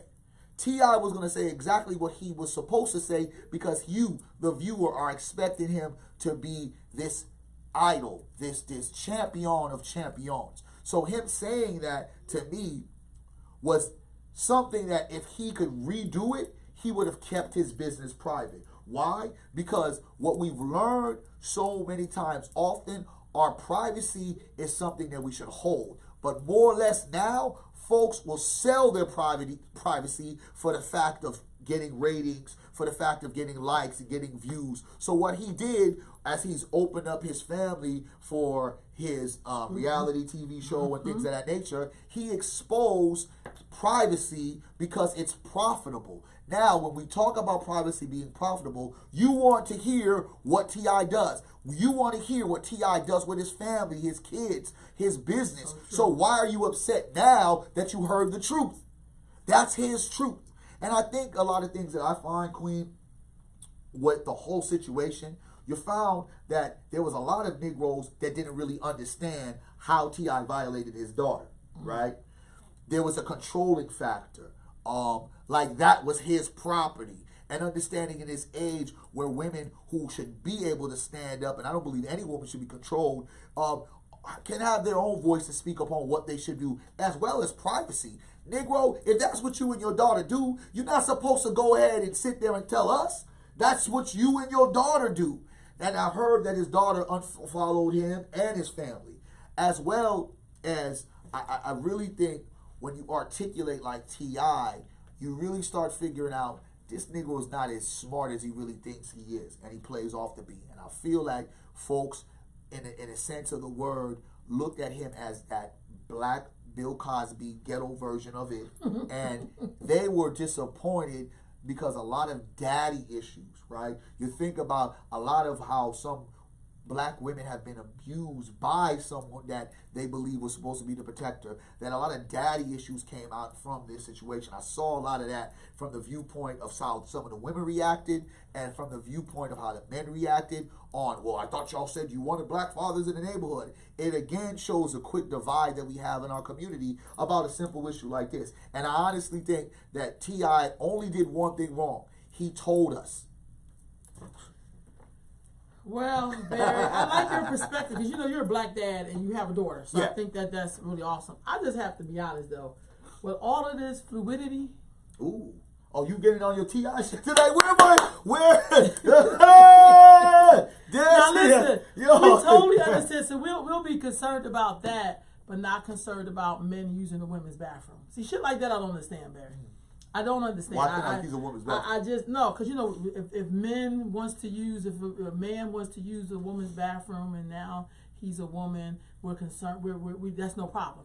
But a dad doing what he think is right, because we have all this fluidity. How the hell is he supposed to know he's not supposed to do that part? Yes. How does that become a violation when we feel like people could be violated going into the bathroom with people who are the opposite sex? And I know y'all probably say, Ro is stretching. No, the fuck I'm not. I think sometimes we have this way of like critiquing shit that we probably should critique, maybe, but the shit we really should critique, we go along with it because the overall, if everybody said it's okay for him to do that, we all be okay with shit. We will all be like, oh yeah, T.I., that's what we should do. Because God forbid, black father. God forbid if his daughter get pregnant. Then we'd be like, where your daddy? Wasn't nobody there to protect you. It's just like you just can't really please black folks. Now, it would have been different if somebody would have broken down why that wasn't a good idea for the daughter or whatever. Or I think it's the way in which sometimes we attack black men for being men. But then it's like, well, shit. Like, if they don't do some shit, we're going to be mad at you. No. If you do some shit, I may be mad at you. Instead of being like, why isn't this a good idea? And maybe T.I. has given us all a goddamn teachable moment. You think so? I think so. Because a lot of us are so enthralled with reality TV shows that when something doesn't go right, then we look kind of stupid because we have supported this man. I mean, I don't watch his shows. Yeah, I ain't put up his albums. I supported him back in the day when I was in that life. I never bought it, but what I'm saying is, I think that we are such a jump on the bandwagon people who really don't stand for shit. Like, here's a dude taking his daughter to the thing, to the doctors and whatever. And so this is what he think is right in his head. Yeah. You know what I mean? Now, when he was doing all the bad shit, we were supporting his ass. Now he's doing something, maybe he don't have all the information, but isn't there a way we could talk about this shit, about him, without trying to make him be the big bad dad? Because if his daughter end up, God forbid, in some situation, we'll be pointing the finger at his ass. Well, I think that's all I'm saying. I agree with what you're saying, Barry, but what you're saying is, and you're breaking it down, is a lot. But I feel like a lot of daddy issues came out, and a lot of issues of control came out. And I believe that a lot of the things, and to me, it just gives you, like you said, teachable lesson. Teachable lesson is this. You don't really want to hear all our private dirt. Like, that's what I'm saying. I mean, your niggas got what you wanted, and now you don't want it. He wanted that. You know what I'm saying? So in the reality, he was doing what he thought because he thought, like I said, again, his privacy is his profit. Anybody that does these reality TV shows, they're making money off it and exposing, to me, that's too much access. So now you got access. So you know him, he was thinking all smart, speaking his language and talking that talk because y'all have tuned in. And he had the #1 podcast when he first premiered his podcast and things of that nature. And everybody is tuned in because, like I said, we have officially made entertainers our leaders. We have officially made entertainers our teachers. We have officially just been driven and have been coerced by entertainers. So when he is now not only entertaining, but educating, we now saying, whoa, we don't want that? Like, what did y'all niggas expect?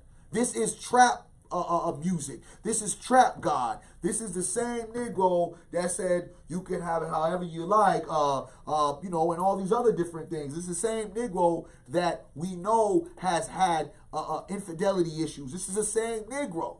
So why are you, like, not upset with those things, but you want to sit there and politic on this? You know, these are the same Negroes that jumped on his bandwagon, yelling at other Negroes, why are you wearing Gucci? Because T.I. said, don't wear Gucci.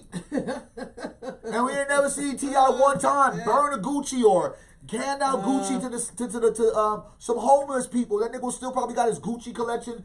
Gucci probably gave him a check after saying, "Hey T.I., we just wanted you to chill out." So to me, the lesson for all of us should be: do you really want to know the truth about these folks that we want to start pretending No, they we know? don't. No, they don't. Because here's the thing, Barry. We don't want to be responsible. We don't really hold our leaders responsible. Man.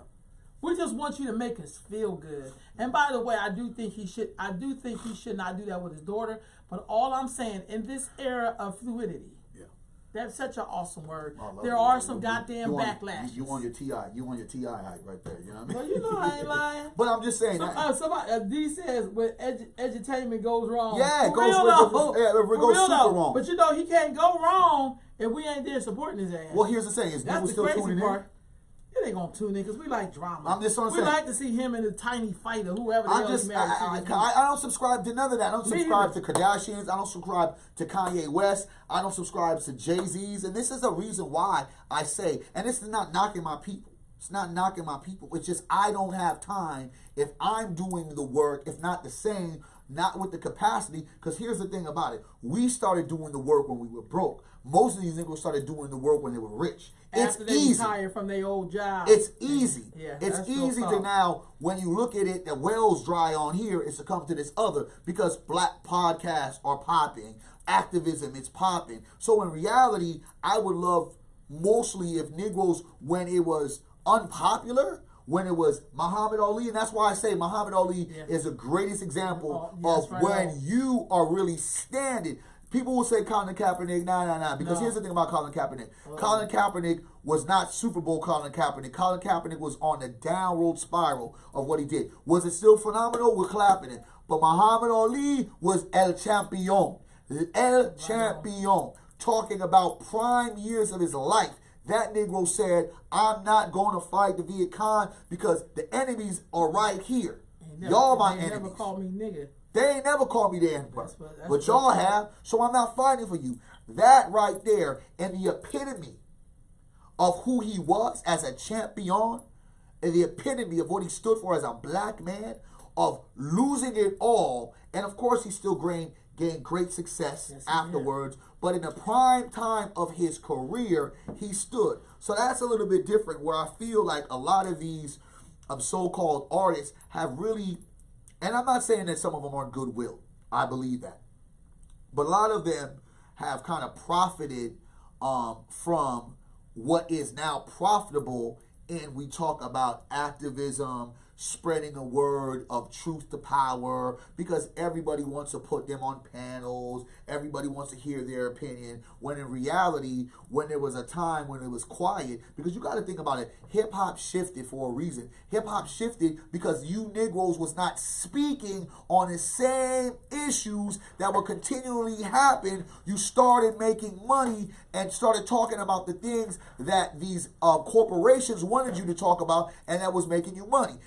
If hip-hop stood on the same morals and same ideologies of Public Enemy, X-Clans, Big Daddy Kane, what I loved about Big Daddy Kane, when you ever got a Big Daddy Kane album, you know you're going to have all that play, all that cool, smooth, I'm the Big Daddy, but you're also going to have a song like Young, Gifted, and Black.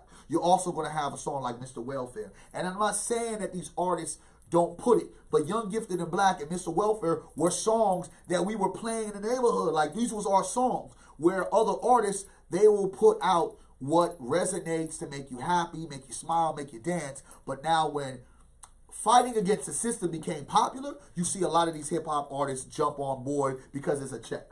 And that's truth. If y'all want to catch me in a lie, let's look at the programming of some of these Negroes. And I believe that whenever you have access and power, I believe that it is, you're not supposed to, but I just would feel like it's essential that folks start targeting it right away compared to just kind of waiting. I mean, you guys are listening to a Negro who brought a white girl that was a culture vulture in our community and let him get a pass. Brought her right up in the house. Brought her right into the crib. Yep.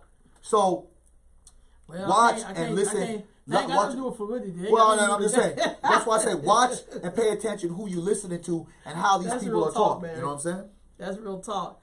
Well, if we gonna speed through some of these things as time getting down. The mother who whooped her kid, Queen, who is now in well, she got arrested. They took the kids away, right? I think so. What do you think about that? I think it was crazy. I think that it was, it speaks upon the ignorance of a lot of the parenting that happens right away. First of all, in this day and age where you can't get away with that by law, not by saying that it was right or wrong, but by law. So what happened when the cop be jazzed? They can get away with it. Well, they get away with that because they're the cops. Okay, Laws protect them. Laws don't protect parents. You got to be, trust. And I think that it was more or less for the hype. It was more or less for the embarrassment of the child. And at the same time, the way she went. She should have videoed the shit. Yeah, well, why are you videoing? Why are you videotaping beating your kid up? So you can show him at his 10-year-old birthday. It's almost like T.I. Too much exposure ain't good, family. It's the ignorance and the level of it. Do you believe in whoopings? I've never had to really whoop my daughter. Okay. I believe in authority. I believe in being direct. But so do you think this woman whooping the child mean that she didn't provide the kid? She didn't provide no balance. You can see from her, Queen, if you face to face, nose to nose like me, I'm a kid, I might back your hand up. Right. That's who she is. And when you look at who she is, you're expecting your child to be something different. Funny story. My partner, right, back in the day, when his young child was coming up, he called me one day upset that his child was smoking weed. And I looked at the phone like I was looking at him. And I said, why are you like surprised that he's smoking weed?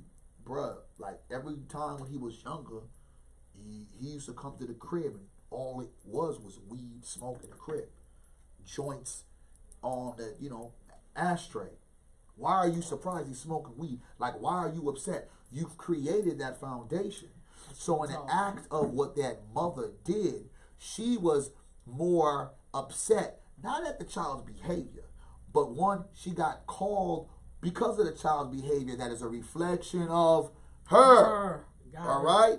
Her. The way she came at that child is a reflection of her, a reflection of what that child does. A child starts cursing. The fact a child learns how to curse ain't because of the good video, ain't because of the music, it's because of the parent. And in reality, if we want to talk about good fatherhood and good black fatherhood, again, where was the black father at? Reality has to be this, family. We need to take accountability. And if you don't understand about accountability, find an accountability partner. I have a few of those people. I have some accountability partners. Me and Ro, we have accountability with each other. Yep. We talk, we discuss things. And sometimes you have to call that accountability in that moment, accountability partner, in that moment you're about to do something stupid and say, I'm about to whoop this mother effer's ass. I think I want to go live with it. What you think? And hope to God that accountability partner says, motherfucker, you're stupid as hell. You're going to go to jail. Because what she could have done was sat there just like I've done. And I'm sure a lot of other parents understand what I'm doing. I'm listening. I'm looking at my child with that evil stare like, motherfucker, your ass is mine. I've had to probably whoop my daughter maybe twice in her life. You know what I'm saying? But I used to check her to where it was like, okay, that was an ass kick in itself. You know what I'm saying?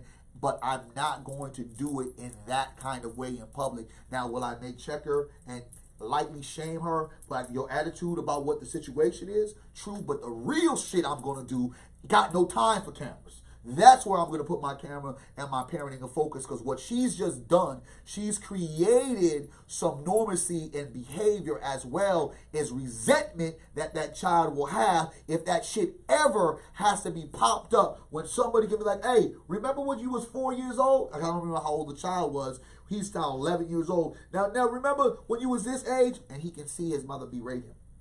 And if that mother does not become the greatest mother of all time, have her shit together, I'm talking about household right, whether it's an apartment or a house, but has her shit together where they're not struggling, you can now bypass that. But if there's any kind of struggle in this life, whether it's with boyfriends, in and out of jobs, that child always has this lasting memory. Because it's one thing to have a memory of abuse when you can visualize it in your head. It's another thing when you can pop up a video and see it. And that's what I feel like that parent really screwed up, because you are not only affecting your child mentally, but you're affecting your child for the rest of their lives. And you have to take some accountability on your child's behavior. And you should never, ever, ever, again, we talk about privacy, do certain things in public like that. Did you just say accountability? We don't know about that, right? That shit is a scary ass word. That's like a disease. That's HIV like in the black community. Like Accountability is HIV in the black community. I'm telling you right now. So I get it. I just feel like, no doubt, like Dee said, bully tactics. Yeah. And I think that's what some of our parents, because I got abused when I was younger. I mean, my parents were, we'll call it discipline. That shit wasn't discipline. After a while, it becomes abuse. Especially if that's not, like I told a parent, you can't keep beating up your kids. You can't keep on slapping your kids. That shit's not going to work. You know what I'm talking about? Yeah. And I think that with parents with this old school mentality and some of these parents with this more abusive mentality, because everything in their life is all haywire, and what they do effectively go ahead and knock down on them kids. And that shit's not right. I think the other part to that too is, and I get the whole thing about beatings, but I think there's something that happens long before the whooping starts. I think it's the way some of us don't take time with our kids. Sometimes we're in this place where we always want our kids to feel good, and we don't hold them accountable because we don't hold ourselves accountable. It always amazes me when little kids be cussing and their parents be like, that's so cute. Yeah. And then when he get older and he be like, this bitch, he like, don't call me a bitch, but you thought it was cute when he was 4. So anyway, I think there's a little bit more to this than just the ass whooping. I'm just going to be honest with you. I think we don't never want to peel back that scab and look at things that we may have done, because that means we have to be accountable to our kids. And I know a lot of us is not doing it. I just know we're not. And that's not saying that I have not made mistakes as a parent. But I like my daughter and my relationship is awesome. Yeah. Like we was over here working from 3 o'clock on Veterans Day. From 3 o'clock to 2 o'clock, just doing like, inventory for Black Blueprints. We were doing, work for the thrift store. We had to get all the stuff out because I'm trying to get my office back together to make it look like an office. You know what I mean? And because I was able to not only model, give structure and foundation, my daughter at 23 wants to do that with her dad. It's not even about I'm paying her. It's just like I want to be around my dad. And I've told folks again, like me and my dad's relationship was a relationship of love, but it wasn't a relationship of like. You get what I'm saying? I like and I love my daughter. Liking to be around her and loving her existence. And I think that we lose ourselves in these kind of things, and we really believe that that shit is showing off, or that's really discipline, like that kid's behavior is going to change. That little nigga is going to be 10 times worse. Because if she don't change, how the hell is he going to change? Or he may have a saving moment where he realizes wrong. One of the things I try not to put past young people is their ability to do shit that adults can't do. That's I always tell my kids, if you don't like the way somebody raised you or treat you, you don't pass the shit on. Wow. Because once you know better, you do better. And young people get it. They so get it. Like, they not us. Like, in that sense of like, well, it happened to me and that's why I did it. But it's like, no, dude, you got some different tools. Yeah. So you really don't have to do that. And they usually rise to the occasion when I say it like that. But I just feel like I just know that this person didn't just start cussing like this, or didn't just start doing ass whoopings without wanting to make the sacrifices. That's what I'm talking about. And if you know your kid is struggling at school, and that means you can't go to the club tonight, that means you have to sit your ass home with your kid. I know parents like, you ain't gonna mess up my life. I'm doing me. No, that means you may have to stay away from the club tonight and not get your freak on and be here with your kid.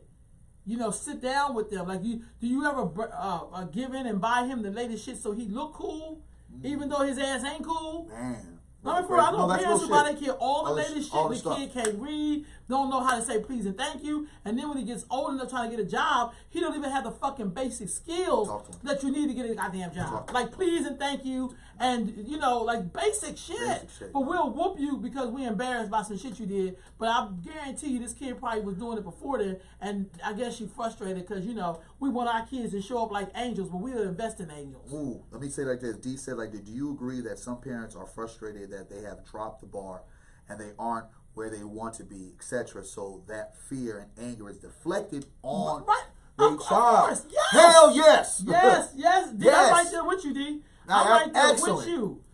Yes. I just know the ass whooping part. I'm just going to be honest with that. There was something before that. Yes. Because people get embarrassed. Why can't you be like so-and-so? Because that's not how the hell you raised me. Shit, so-and-so mom put time into her. I mean, I'm just, no, because like I said, if I dropped the bar for my daughter, I would see it right now. I told my daughter like this. I said, dude, you've had some of your friends graduate.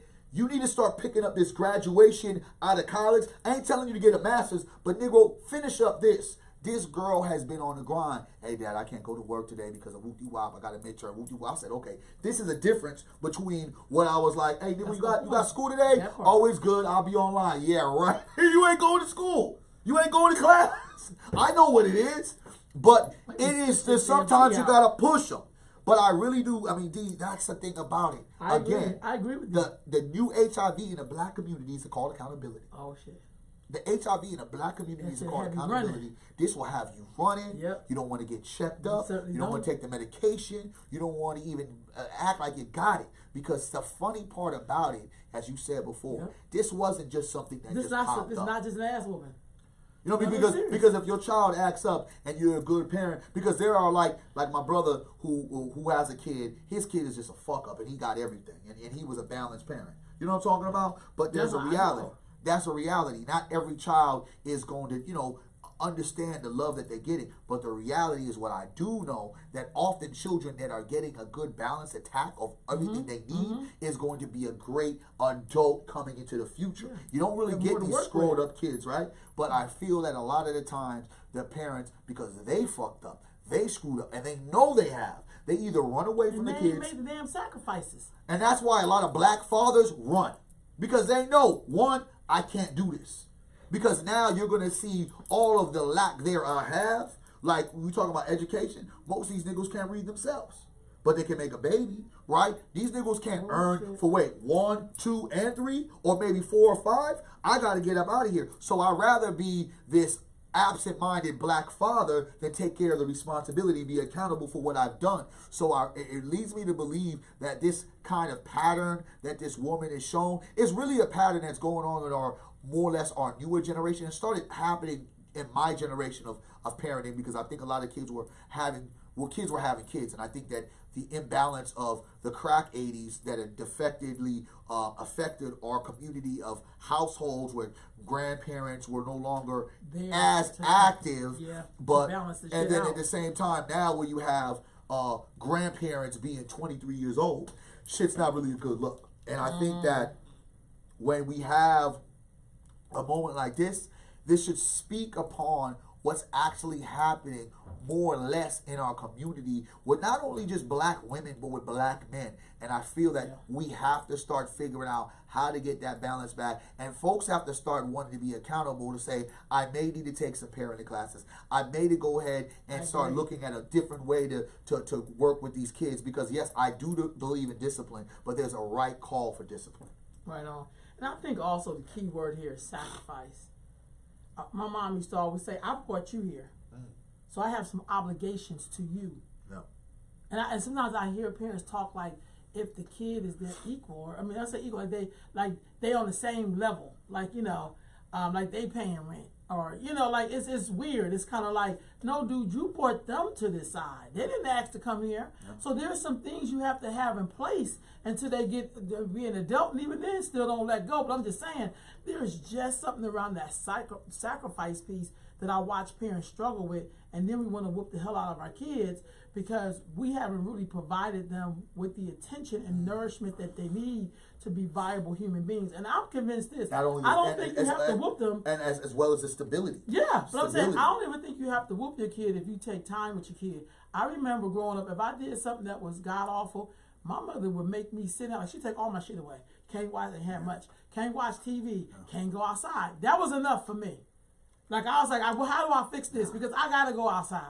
I definitely got to watch some TV. Yeah, you beating a child that really should be you getting beat. Right, You're degrading a child in front of these people. I agree. So how are we supposed to lift up their spirit? Did she think it was going to go viral or some shit? I don't know. And you know the funny thing about it, again, like you said, folks want their privacy to be their profit. So again, like I said, the dumbest move, silly Negro of the week, was that black woman. I thought T.I. was going to be it, but she kind of moved in T.I.'s position because that shit was so dumb. Yeah. It's like, do that shit in your own home. I can't believe she just recorded it. That's something with the woman who gave her baby some weed to smoke. You see the video? 2 black women feeding their little 3-year-olds whatever weed, like he inhaling it. I said, what the shit? Lock her up immediately. That's what I thought. And it was just another one. That's not okay. And it's just another one of these artists who that niggas love to idolize. I guess YG had his 3-year-old daughter or something hold up a bag of weed and smell the weed. I didn't do that. Niggas is like, stop doing everything for likes and for show and for commentary. I think that's child abuse. That's just me. But if he gets the child taken away, you can't talk about the man took him. No, he gave him away. You gave your baby away. I'm just being honest. When you did some, why would you have your kids smoking weed? See, here these blur lines up there with fluidity. And when we talk about weed, it's harmless. Wow. Now, we know he ain't got no pure. First of all, the kids shouldn't be doing none of that shit. But we know his shit is laced with some shit. Let's just be honest. So, you know, because we love the weed. Don't criminalize the weed. But these are children. Yes. That's like me giving a young person a drink. Yes. You can't drink with me. No. I got people I mentor who are now like in their 30s. And they I have still kids. don't drink with them. Yeah, hey, man, I be like, y'all, I can't be niggas drinking get to a glass of wine with you. 23, 24. And they 30. Yeah, listen. And then on top of that, I've had kids ask me for blunt papers. I mean, just real talk. You know how like back in the day. Blunt papers? Yeah, oh, can you buy me some blunt papers? Like, I ain't doing. I don't care if you tell me you're 18. Or, hey, can you buy me? I don't do none of that shit. You're not gonna. I am not going to be the reason why you became an alcoholic, because the same people that gave it to me should have never gave it to me as a young kid asking for alcohol. You know, you should have looked at me and said, "Man, I'm gonna call your parents." Yeah, straight up. That's real talk. All right, man, we wrapping up. We gotta get out of here. Yeah. So, folks, you know what I'm saying? Woo! Boundaries, right on, D. Thank you for tuning in again. For I'm just being honest. Continue to share, continue to like, continue to support the Black Podcast on Earth Mama Healing Network, and remember positivity and remember accountability. Don't let that be your HIV. Take accountability and make sure that you guys don't have your children be the reflection of what you used to be. Have your children to be a reflection of what you want to be, and that's the best you. Peace, love. Peace, family.